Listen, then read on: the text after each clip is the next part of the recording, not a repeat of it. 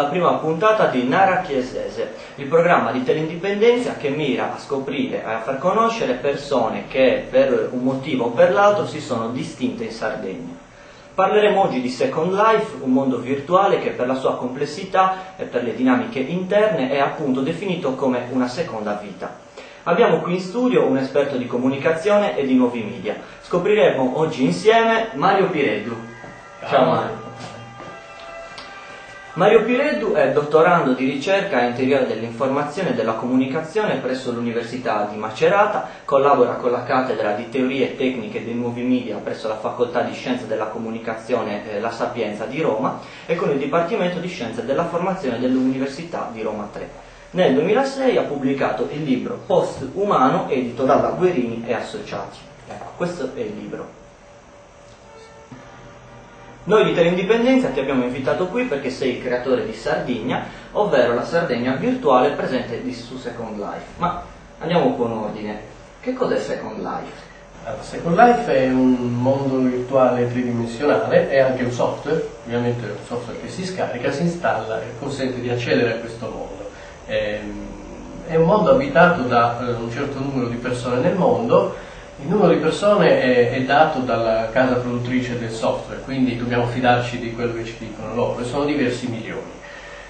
Per capire un po' come funziona, bisogna dire che in ogni momento, in ogni singolo momento, sono presenti all'incirca 35.000-40.000 persone dentro questo mondo virtuale. Tridimensionale vuol dire che gli ambienti sono appunto in tre dimensioni e l'utente è rappresentato da un avatar, cosiddetto, cioè la sua rappresentazione digitale, quindi diciamo così un'estensione di se stesso all'interno di questo mondo virtuale, che può essere di sembianze umane o meno, dipende dalla persona.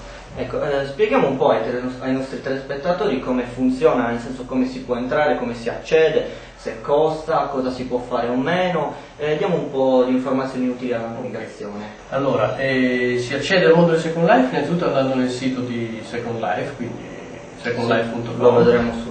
E lì si scarica un piccolo software, sono 40-50 mega, che si installa sul proprio computer.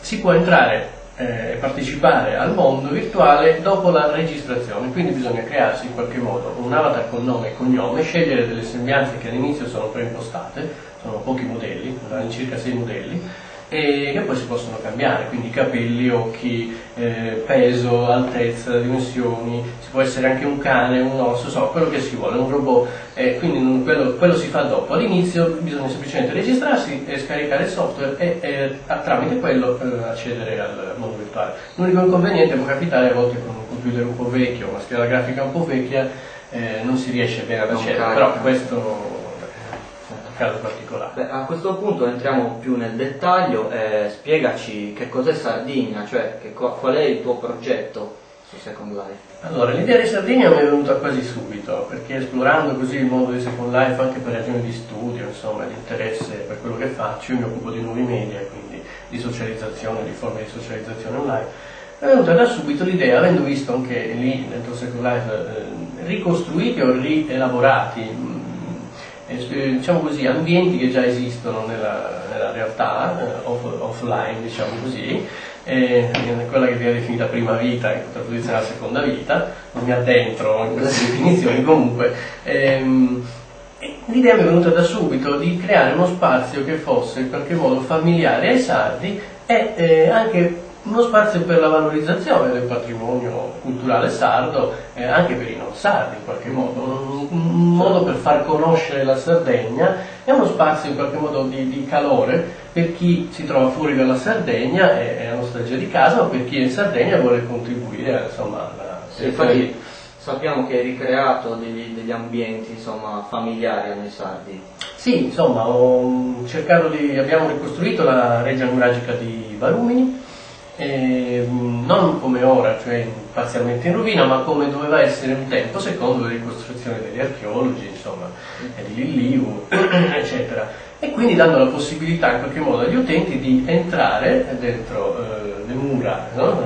L'antemurale, insomma, e poi dentro il cortile dei Sumuragi, e in qualche modo di provare le sensazioni che dovevano provare gli abitanti del tempo, insomma, quelli che l'hanno costruito. Vedo che è una cosa che piace, in qualche modo molti stranieri o anche italiani che non conoscono la civiltà nuragica o no, l'architettura nuragica rimangono davvero colpiti, e spesso, proprio ieri ho accompagnato una ragazza catalana che doveva venire a Cagliari oggi o domani, e le ho spiegato un po', le ho fatto fare un piccolo tour dell'isola, facendole vedere anche il Nuragica, che era vicino alla zona dove doveva andare lei.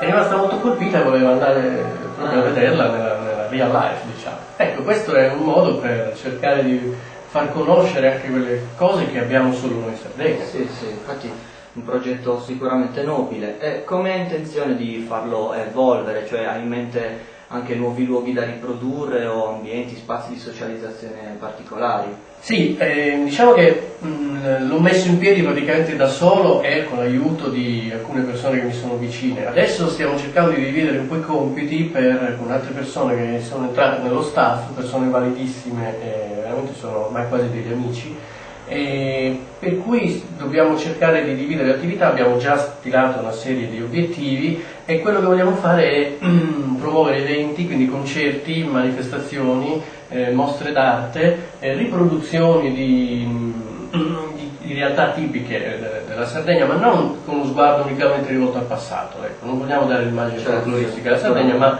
con uno sguardo anche rivolto al futuro. Una delle cose che mi sarebbe piaciuto realizzare è anche il museo nuragico, dell'arte nuragica di Isalid, che avrà realizzato a Cagliari. Abbiamo chiesto il parere al Presidente della Regione Sardegna, non ci hanno risposto, per cui aspettiamo. Però noi andiamo per la nostra strada, insomma. Abbiamo dei locali dove si balla, si ritrova la gente per socializzare, e insomma l'isola è abbastanza visitata, ecco, per non avere fatto pubblicità o aver speso niente in advertising, diciamo che ha più traffico di altre land istituzionali, diciamo così. Ecco, uno dei tratti distintivi di Second Life rispetto agli altri luoghi virtuali probabilmente è il mercato, nel senso che la possibilità, sia su Second Life, la possibilità di vendere o comprare oggetti, terreni e quant'altro. Hai intenzione di muoverti anche tu con Sardinia in questo senso? Cioè hai intenzione di affittare spazi commerciali per chi vuole utilizzare Sardinia come vetrina? Sì, diciamo che il progetto è principalmente culturale, quindi di valorizzazione del patrimonio, dalla musica alla cultura, alla lingua e così via. Certo è che adesso stiamo pensando di affittare piccoli pezzi di terra per i sardi che ci hanno già chiesto se possono aprirsi il proprio negozio, quindi di magliette, di scatole, di qualsiasi cosa, di scripting, di qualsiasi cosa, di programmazione dentro Sardinia, perché lì si sentirebbero in qualche modo nel posto più giusto per loro. E poi anche eventualmente chiunque sponsor o aziende che decidono di essere presenti in Sardinia, questo sì, senza nulla togliere al progetto che deve rimanere in qualche modo quello iniziale, quindi di valorizzazione del patrimonio culturale, quindi alcune cose dovranno per forza di cose non essere presenti in Sardegna. Parliamo